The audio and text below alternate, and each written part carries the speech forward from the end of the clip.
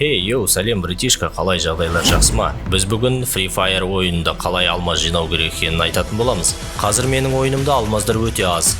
Маған 310 алмаз түсті. Вау, қазір уже 1370 алмаз болды. Алмаз жинау әдісі шынымен де жұмыс жасайды екен.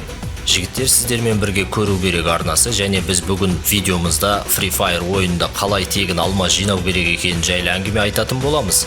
Бұл видеода біз шексіз алмаздарды жинау жайлы және сіз қалаған кезде жинау жайлы әңгіме айтатын боламыз. Ең бастысы, біз алмаздарды честный жолмен табатын боламыз. Ешқандай запрещенный методтарды қолданбай таза табатын боламыз алмаздарды. Сондай-ақ әртүрлі түсініксіз программалар мен бактарды, басқаларды да біз жазбаймыз және көшірмейміз. Ойынның ішінде таза қалыпты жағдайда рұқсат етілген жолдармен алмаздарды табатын боламыз, жігіттер. Алмаздарды қанша көп жинау, ол тек өзіңізге ғана байланысты болады. Сіз қанша осы әдістерді көп қолданған сайын, соншалықты көп алтын алмаз жинайтын боласыздар. Осы кезге дейін сіздер Free Fire'ды әшейін алмазсыз, әшейін жай ойнаған болсаңыздар, және де алмазыңыз болмай өзіңіз алғыңыз келетін нәрселерді ала алмай, әшейін құр ойнаған болсаңыздар, енді бұдан былай сіздер алмаз жинау арқылы қалаған нәрселеріңізді, ойындағы бар өзіңіз алғыңыз келесетін нәрселердің барлығын алатын боласыздар. Сондай-ақ енді ойында сіз үшін барлығы түбегейлі өзгеретін болады. Сіз ақшаңыз көп болғаннан кейін өзіңіз қалаған барлық нәрселерді сатып алу арқылы осы Free Fire ойындағы ең крутой ойыншы атанасыз. Сондай-ақ ең бастысы, осы ойындағы алынған заттардың барлығын достарыңызға, таныстарыңызға мақтанатын боласыздар, жігіттер. Сол себепті кәнекей видеоға лайк басамыз, комментария жасамыз, және де басқа ойыншыларға осы видеоны таратамыз, жігіттер. Ал кеттік онда. Сондай-ақ Free Fire ойынына байланысты осы каналымыздағы басқа видеоларды да көре кетіңіздер. Ал енді сіз каналға тіркеліп, лайк басып және комментария жазып қалдырған болсаңыз, онда біз видеомыздың ең негізгі тақырыбына оралайық. Егер де сіз Free Fire'ды өзіңізге жүктеп алған болсаңыз және осы ойынды ойнайтын болсаңыз, сіз бір нәрсені түсінуіңіз керек. Осы ойынды ойлап тапқан адамдардың бір мақсаты бар. Ол мақсат сіздерден, яғни ойыншылардан белгілі бір пайданы табу. Солайша олар ойыншылардың осы ойында бар магазиннен әртүрлі заттарды реальны ақшаға көбірек сатып алғанына мүдделі. Сол себепті де осы ойынды шығарған адамдар әртүрлі махинациялық жолдармен осы Free Fire'дағы магазиндерден заттарды нахалява алуға жол бермейді. Сол себепті олар өздерінің пайдаларынан айырылмау үшін әртүрлі осындай бактарды қолданатын, запрещенный программаны қолданатын аккаунттардың барлығын банит етіп жауып отырады. Қысқасын айтқанда, осындай аккаунттарды осы ойынды шығарған адамдар блокировать етіп отырады. Сол себепті осы ойында әртүрлі бактарды немесе запрещенный программаларды қолданбауларыңызды сұранамын. Мен де осы ойынды ойнау барысында бастапқы кезде ақша табудың легальды жолын, яғни заңды жолын, бірақ әртүрлі бактар мен программалар арқылы таппақшы болдым. Бірақ та аккаунтқа зияны келеді.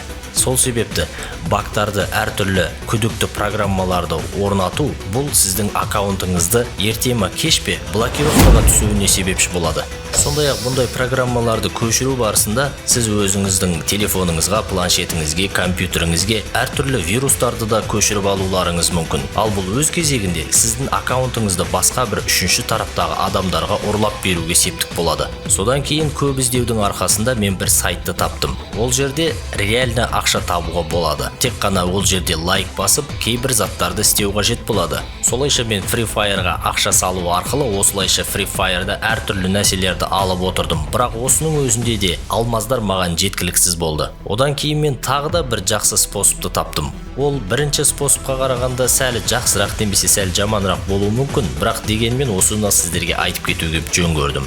Осы екі әдісті қолдану арқылы мен Free Fire'да әжептәуір ойнай бастадым. Яғни өзіме қажетті нәрселерді керегінше алуды бастадым. Және де оны осы екі әдісті мен достарыммен де бөлісе бастадым.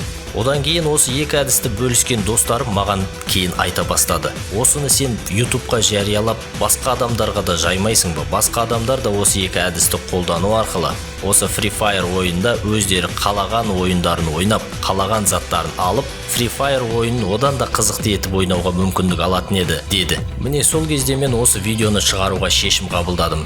Өзім білетін осы нәрселердің барлығын басқа да өзім сияқты осындай балдарға айту арқылы оларға Free Fire ойынның кереметтері жайлы айтқым келді. Ал енді мен осы жоғарыда айтылған әдістерді сіздерге айтатын боламын, құрметті көрермендер. Бұл әдістің біреуін пайдаланасыздар ма, немесе екеуін бірдей пайдаланасыздар ма, бұны сіздер өздеріңіз шешесіздер. Видеоның астындағы описанияда мен арнайы сілтеме қалдыратын болам. Сол сілтемедегі сайтқа өтіп, сайттың жұмыс істеуі соткада да, компьютерда да барлығы бірдей. Бірақ сіздерге түсінікті болу үшін мен осы сайтты компьютерда көрсететін боламын. Міне дәл осы сайтта біз қазір реальный алмаздарды табатын боламыз. Сіздер бұл сайтта алмаздарды фармит ету үшін Kiwi кошелекта аккаунттарыңыз болу керек. Және сіздер лайк басу арқылы реальный ақша ала аласыздар. Сондай-ақ әлеуметтік желілерде тіркелу арқылы немесе лайк басу арқылы сіздер реальный ақша аласыздар. Оны ақшаны кейін Free Fire'да сіздер алмазға ауыстырып аласыздар. Мен бұл жерде қазіргі таңда 2481 рубль таптым. Және сондай-ақ оны мен қалаған кезімде өзім Free Fire'дағы аккаунтыма ол ақшаларды шығарып ауыстырып ала аламын. Давайте қазір мен қанша ақшалар шығарғанымды қазір көрейік. Міне мен 1000 рубль, 500 рубль, 777 рубль шығарғанмын. Және де осы ақшаларға сіз кейін Free Fire'да алмаздарға ауыстырып, ол алмаздарға сіздер Free Fire'да қалаған нәрселеріңізді сатып алсаңыздар болады. Солайша осы сайтта сіздер әртүрлі заданияларды орындау арқылы реальный ақшаларды аласыздар. Және бұл заданиялар өте простой болып табылады. Сондай-ақ осы жерде бір мән беретін нәрсе бар.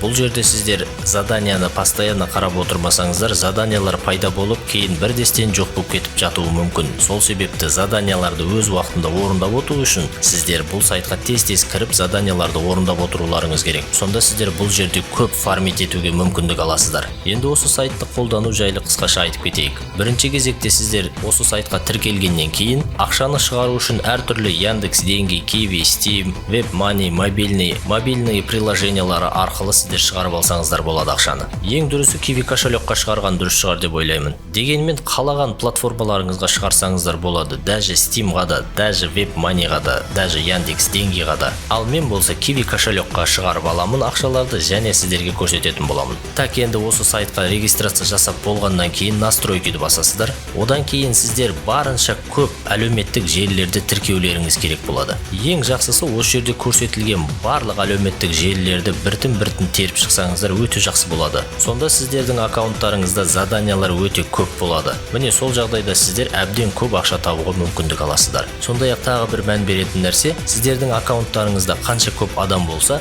соншалықты көп заданиялар болады. Түсінікті ғой? Сіздердің достарыңыз қаншалықты көп болған сайын, задания да соншалықты көп болады. Заданияны қаншалықты сіздер көп орындаған сайын, соншалықты көп ақша фармит етесіздер. Бұл жердегі әлеуметтік желілерді осы жерге қосу өте оңай. Даже бұл жерде TikTok-та бар, Quora-да әртүрлі әлеуметтік желілер бар. Бұл жердегі ең қымбат заданиялар ВКонтакте мен YouTube-тағы заданиялар болып табылады. Яғни сіздер осы ВКонтакте мен YouTube-тағы заданияларды орындасаңыздар, ең көп ақша аласыздар. Көрдіңіздер ма? YouTube-тағы, ВКонтактедағы әшейін бір лайктың өзі 90 тиын рубль тұрады. Сол себепті осы жерде лайк басу арқылы және де подписаться тетігін басу арқылы сіздер аз уақыттың ішінде көп ақша тапсаңыздар болады. Бұл әлі барлығы емес, бұдан кейін мен тағы екінші әдісті көрсететін боламын. Ол сайтта да сіздер ақша тапсаңыздар болады. Айтқандай, осы сайтта сіздер уведомление деген тетікті басып қойыңыздар. Себебі бұл тетік басылмай қалып кетсе, сіздер жаңадан шыққан заданияны байқаусыз қарамай қалуларыңыз мүмкін. Ал егер де сіздер осы тетікті басып қойсаңыздар, сіздердің аккаунттарыңызға сообщение келіп тұрады. Жаңа задания шыққаны жайлы сообщение келіп тұрады. Сондай-ақ осы уведомление тетігін басу арқылы сіз осы сайтты жаппай-ақ басқа сайттарда әртүрлі өзіңіздің жұмыстарыңызды істей берсеңіздер болады. Қалай осы сайтта новый задача шыққан кезде сізге уведомление келеді. Солайша сіз тез осы сайтқа кіріп, сол заданияны орындап, ақшаларды тез-тез таба аласыздар. Жалпылама айтқанда әдістің тақырыбы сіздерге түсінікті болды деп ойлаймын. Және де егер де сіз осы сайтқа кіріп бір-екі рет заданияларды орындасаңыз, бір пәсте әп-сәтте үйреніп кетесіздер. Бұның ешқандай қиындық жері жоқ. Ал енді осы сайттың заданияларға сайттарға беретін ақшасы реальный ма деген мәселеге тоқталатын болсақ, бұған мен кепілдік бере аламын. Және осы сайт осы жерде задание орындайтын адамдарға 100% ақшаларды уақытылы береді. Ал жігіттер, енді Free Fire ойында алмаздарды жинаудың келесі әдісі жайлы мен келесі видеода айтатын боламын. Сол себепті осы видеоның астында сіздер 500 лайк жинаңыздар, содан кейін мен келесі әдісті айтатын боламын. Ол әдіс бұл әдіске қарағанда әлде қайда жеңіл және ақшаны тез табуға болады. Сол себепті лайк басамыз жігіттер, солайша Free Fire'ды барынша қызықты етіп ойнаймыз.